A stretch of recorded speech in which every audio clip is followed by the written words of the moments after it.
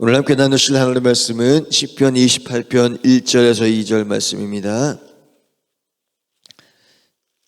시편 28편 1절에서 2절 말씀 함께 봉독하겠습니다. 여호와여, 내가 주께 부르짖으오니 나의 반석이여, 내게 길을 막지 마소서. 주께서 내게 잠잠하시면 내가 무덤에 내려가는 자와 같을까 하나이다. 내가 주의 지성소를 향하여 나의 손을 들고 주께 부르짖을 때에 나의 간구하는 소리를 들으소서. 아멘. 전 목사 나오셔서 말씀 선포하실 때 큰 은혜의 시간 되시기 바라겠습니다. 할렐루야. 하나님 앞에 영광 올려드리겠습니다. 영광 받으세요. 또 앞뒤 좌우 축복하겠습니다. 축복합니다. 건강하세요. 사랑합니다. 할렐루야. 영상 예배하는 모든 분들 격려해 주시겠습니다. 힘을 내세요. 오늘 성경에 있는 말씀은 28편은 기도를 막 열심히 했는데 하나님 쪽에서는 아무런 반응이 없어. 이 기도왕인 다윗도 그럴 때가 많았죠. 왜냐하면 그가 그러니까 16살쯤 돼서 그 16살쯤 됐을 때 골리앗과 싸워서 이긴 거예요. 그러니까 하나님의 능력을 일찌감치 체험한 거죠. 그런데 그렇게 골리앗과 싸워서 승리했을 때 그때는 다윗이 영광의 시대를 여는 것 같이 이스라엘 민족의 스타처럼 떠오르는 거예요. 어린아이가 골리앗을 쳐부쳤으니까. 그래서 영웅이 됐잖아요. 그런데 그거는 잠시 잠깐이었어요. 왜냐하면 전쟁의 영웅은 전쟁터에서 선봉장에 설 수밖에 없어요. 그 당시에는 지금 전쟁과 같지 아니해서 총칼로 이 창과 검으로 싸워야 되기 때문에, 그렇기 때문에 1대1 싸움이에요. 그런데 1대1 싸움도 맨 앞에 선봉장에 선 사람은, 그 선봉장에 선 사람이 적군이 10,000명이 되든 어쨌든 선봉 맨 앞에 있는 사람은 그 사람들과 싸워서 결론은 몇 명이 됐든지 그 전쟁이 끝날 때까지 자기가 이겨야 돼요. 그런데 정말 수많은 사람 군사들과 상대했을 때 선봉장은 그건 아무리 힘이 좋고 해도 그래도 죽을 수밖에 없는 거예요. 왜? 당할 수가 없어요. 벌떼같이 달라던데 어떻게 당합니까? 그런데 16살, 뭐 덩치나 뭐 골리앗처럼 막 정출하게 크고, 그렇다 그러면 얼마든지 이길 수 있어요. 왜냐하면 앞에 있는 모든 군사들이 기겁하고 도망가기 때문에. 그러나 다윗 같은 경우에는 보통 기도 안 된단 말이죠. 그러니까 선봉장에 서 있을 때 항상 죽음이 자기 앞에 와 있는 거죠. 그런데 그렇게 선봉장으로 나가는 세월이 이게 1년도 아니고 5년, 6년. 그러면서 또 도망을 다닌 또 그 횟수는 뭐 5년, 6년도 아니고 10년 뭐 이렇게 되는 거죠. 그러니까 그럴 때마다 얼마나 주님의 은혜 가운데 있지만 기도할 때마다 앞이 캄캄하죠. 3,000명이 잡으러 다니는데 혼자 도망다니는데 얼마나 그 죽음의 공포가 얼마나 그를 짓눌렀겠어요.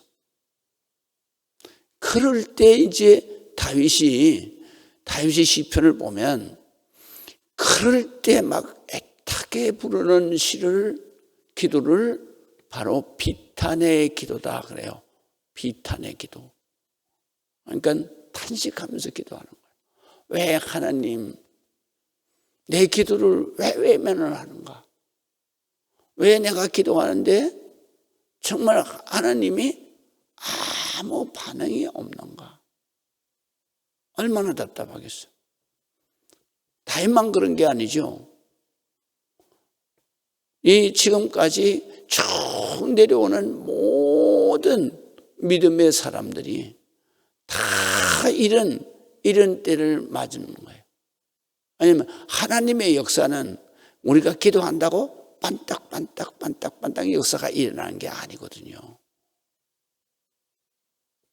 하나님의 역사는 우리가 그 고난의 기간을 탁 지내오고 나서 그때 몰라요. 하나님이 우리가 어떻게 하신 줄. 그런데 이제 그것이 1년이 지나고 또 5년이 지나고 또 10년이 지나서 딱 돌아보면 이게 하나님의 역사였구나.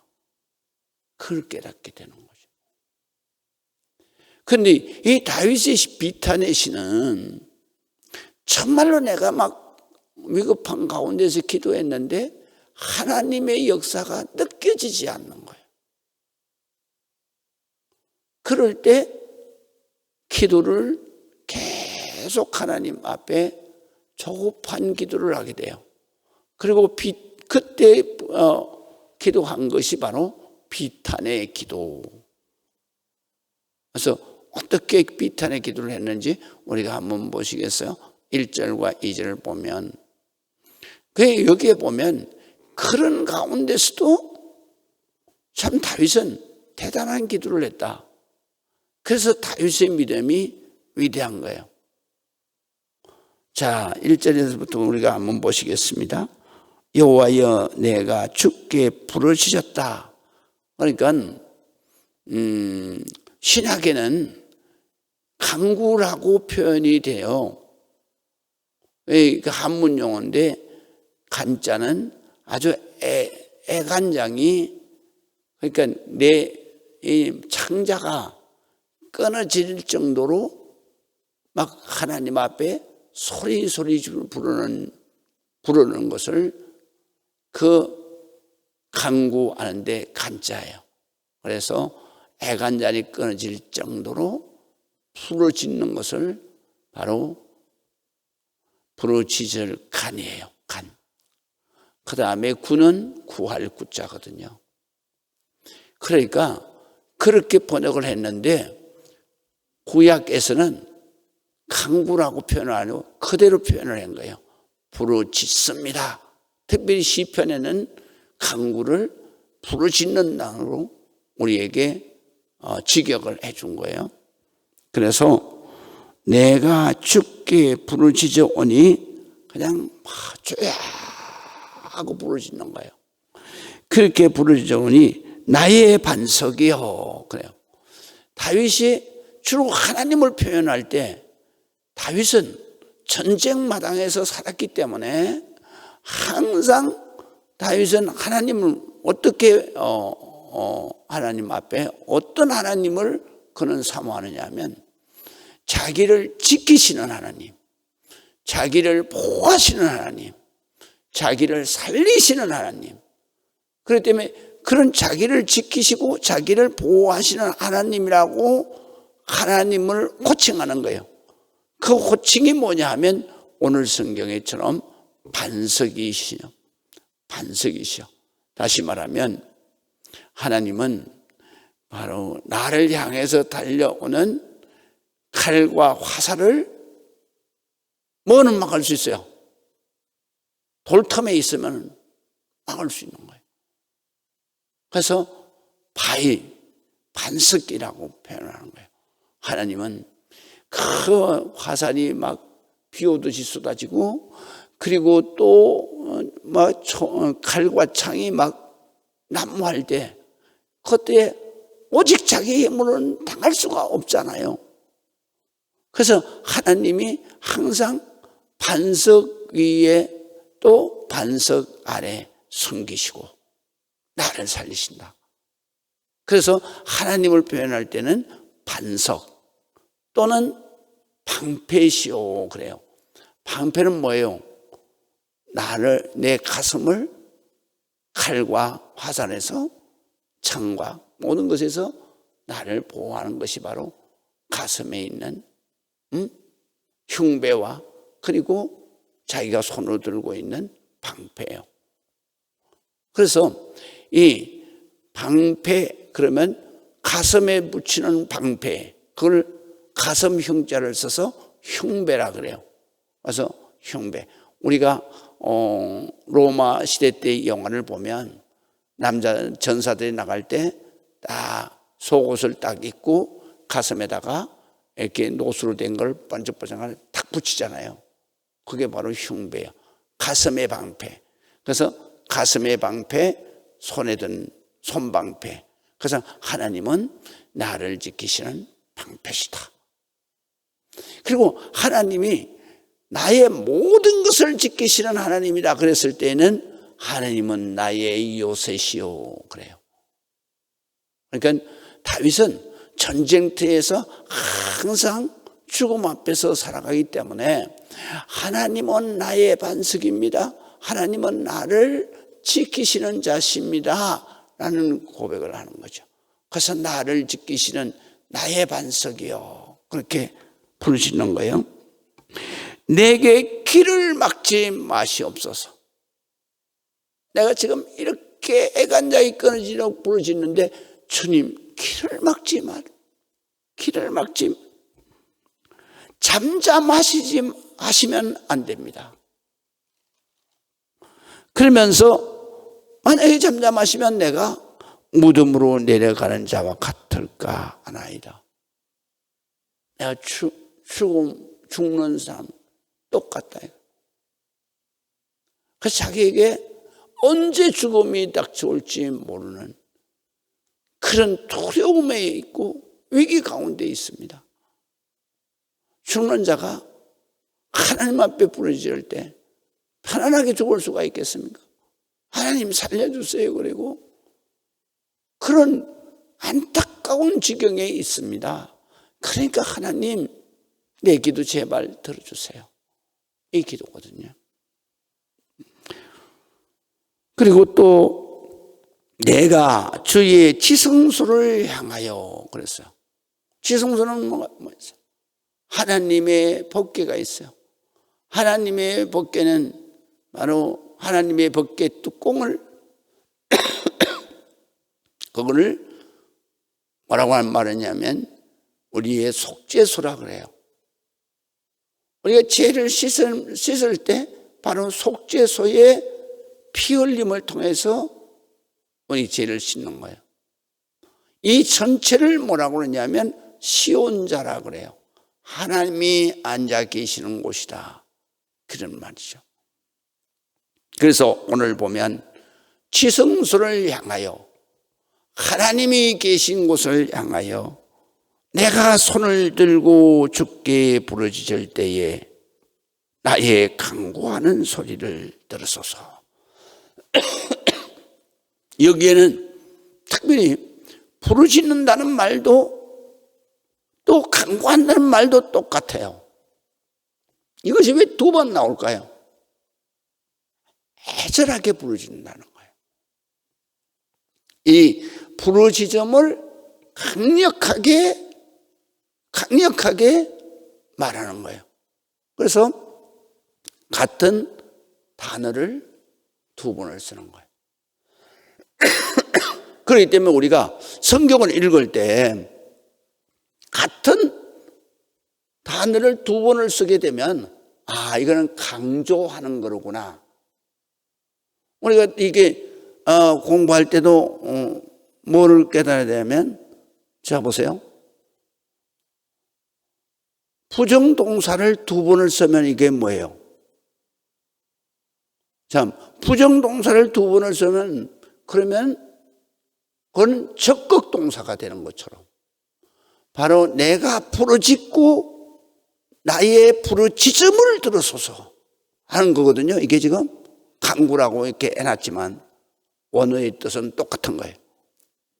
그렇기 때문에 내가 부르짖고 또 부르짖습니다. 그러니까 그냥 부르짖는 것도 애절한 건데 그냥 막 애간장이 끊어지도록 주여 부르짖고 또 부르짖는 것을 강조하는 거예요. 내가 이렇게 정말 부르짖는데 하나님 내 기도를 들어주세요 라는 거예요. 우리가 기도할 때 주님이 매번 기도할 때마다 그래 들어줄게 이런 기도는 없어요. 우리가 기도할 때 막 애절하게 기도하면 주님의 응답은 시간차로 오는 거예요. 그래서 우리에게 큰 역사는 시간이 10년도 걸리고 20년도 걸리는 그게 바로 아브라함이 100세에 얻은 이삭의 응답이에요. 사람이 지금 죽음을 앞에 놓고 있는데 자식 준다는 말 이해가 안 돼요. 믿어지지 않아요. 근데 그거 믿을 수 없는 가운데서 로마서 4장에 보면 아브라함은 하나님이면 해줄 수 있다는 것을 믿었다 이거예요. 그래서 아브라함이 위대하다는 거죠. 하나님은 믿을 수 없는 가운데서 믿게 하시는 하나님이고 정말로 이루어질 수 없는 가운데서 내 마음이 변치 않고 끝까지 하나님 말씀을 붙들고 변치 않을 때 하나님이 역사하신다는 거예요. 그래서 아브라함의 믿음이 위대하다는 거죠. 그래서 우리 여러분들이 시간이 나면 로마서 4장을 한번 가서 읽어보세요. 18절 이하에 그렇게 쫙 해놨어요. 아브라함의 믿음이 왜 위대하냐? 바로 믿을 수 없는 상황 속에서 20년을 넘게 믿은 거예요. 75세의 응답을 받았는데 100세에 가서 아들을 낳았어요. 100세는 언제, 75세는 언제 죽을지도 모르는데 그때에 주겠다는, 그때 100세에 준다는 말도 하지 않았어요. 그냥 내가 내 자손을 하늘의 별과 같이 땅의 모래알같이 줄 것이다 이거야. 그런데 그거를 하나님이 하시면 된다는 믿음을 가지고 25년을 줄기차게 기도했어요. 세상 사람들은 뭐라 그러겠어요? 죽을 날도 얼마 안 남은 사람이 무슨 노망이 났나 저런 기도하고 앉았나. 당장 자기 안에 살아도 그렇게 생각하고 그리고 아브라함을 막 조른 거죠. 그래서 아브라함이 생각도 없이 하가를 해서 아이를 낳은 거예요. 그 이스마엘은 하나님의 계획된 아들이 아니에요. 그러니까 이 이스마엘과 그리고 이삭의 후손이 지금까지 싸우잖아요. 그것을 하나님께서 리브가에게 말하는 거예요. 바로 에서와 그리고 야곱이 두 민족이 싸울 것이다. 그래서 이스라엘과 지금 저기에서 벌어지는 이 하마스, 그러니까 이스라엘과 이스마엘의 싸움은 지금도 계속되는 거예요. 우리는 하나님의 응답이 내게 오지 않을 때 그때 우리는 끝까지 다윗과 같이 그 믿음을 흐트리지 말고 기도하면 반드시 그 가운데서 내가 1년이 지나고 2년이 지나고 돌아보면 하나님의 역사가 소연하게 바로 이어지는 거예요. 그래서 우리가 다윗이 정말로 하나님의 반응이 감지되지 않을 때 그는 얼마나 그렇게 기도했는가를 우리는 깨닫게 되죠. 그렇기 때문에 우리 성도들이 기도할 때에 정말 왜 난 다른 집사, 다른 사람들은 척척 응답을 받는다는데 나는 도대체 이게 암만 기도해도 이게 뭐 느낌이 없어 이러잖아요. 그런데 은혜는 항상 돌아봤을 때 은혜가 있다는 걸 알죠.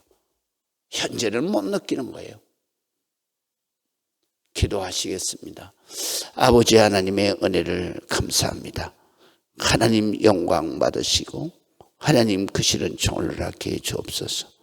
오늘도 주님 앞에 기도하며 주님의 인도하심 보호하심을 날마다 깨달으며 기도하는 가운데 부르짖는 가운데 주여 때로는 안타까운 기도를 할 때에도 주님은 다 들으시며 우리 기도자들을 위해 주님은 많은 은혜와 하나님의 큰 능력으로 우리가 깨달아질 때까지 하나님 인도하시고 또 축복해 주시고 해결해 주시는 줄 믿습니다. 우리가 기도하면서 항상 하나님 앞에 하나님의 응답으로 하나님의 보호하심으로 하나님의 은혜로 우리가 오늘을 살아내고 또 내일을 살아낼 줄을 믿고 기도의 줄을 놓지 않는 우리 성도들이 되게 하여 주옵소서. 예수 그리스도의 이름으로 기도합니다. 아멘.